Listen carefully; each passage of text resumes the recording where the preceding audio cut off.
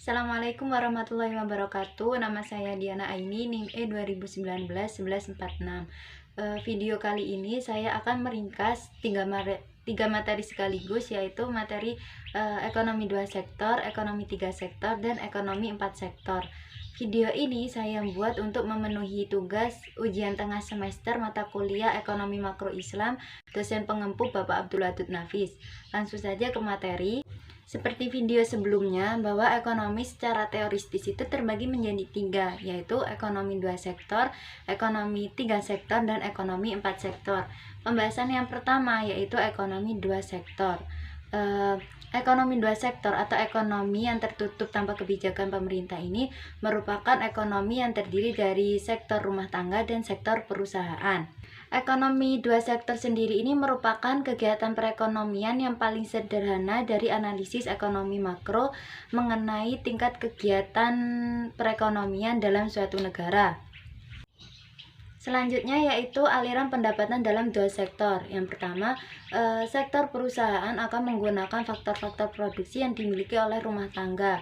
Yang kedua, sebagian besar pendapatan yang diperoleh oleh rumah tangga akan digunakan untuk memenuhi konsumsi. Contohnya, membeli barang-barang yang sudah diproduksi oleh perusahaan tersebut.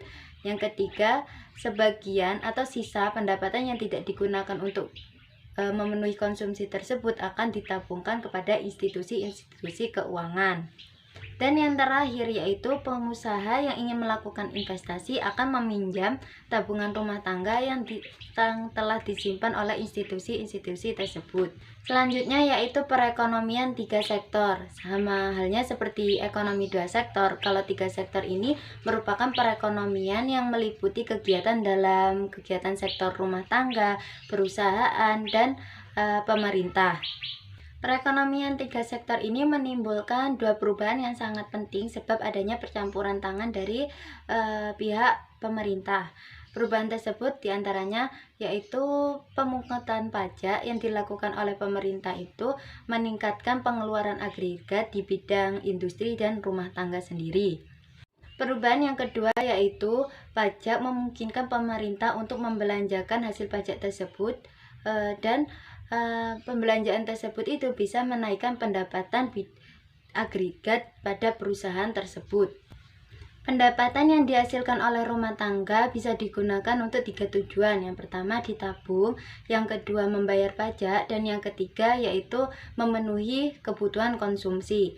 Pajak sendiri itu terbagi menjadi dua, yaitu pajak langsung dan pajak tidak langsung.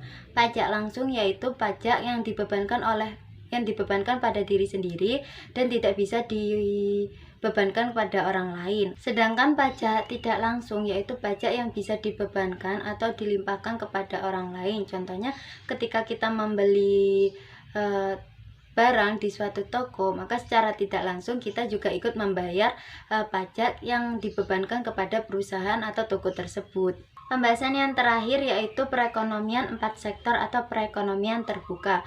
Perekonomian 4 sektor ini terdiri dari sektor rumah tangga, sektor perusahaan, sektor pemerintah, dan luar negeri.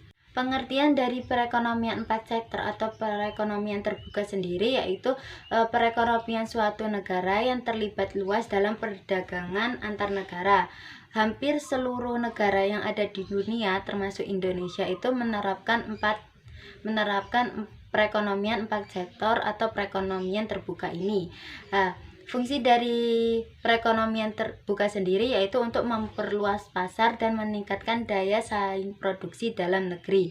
Konsekuensi dari ekonomi terbuka itu terbagi menjadi 3. Yang pertama yaitu permintaan agregat di pasar barang. Yang kedua yaitu jumlah uang yang beredar. Yang ketiga yaitu harga jasa atau barang.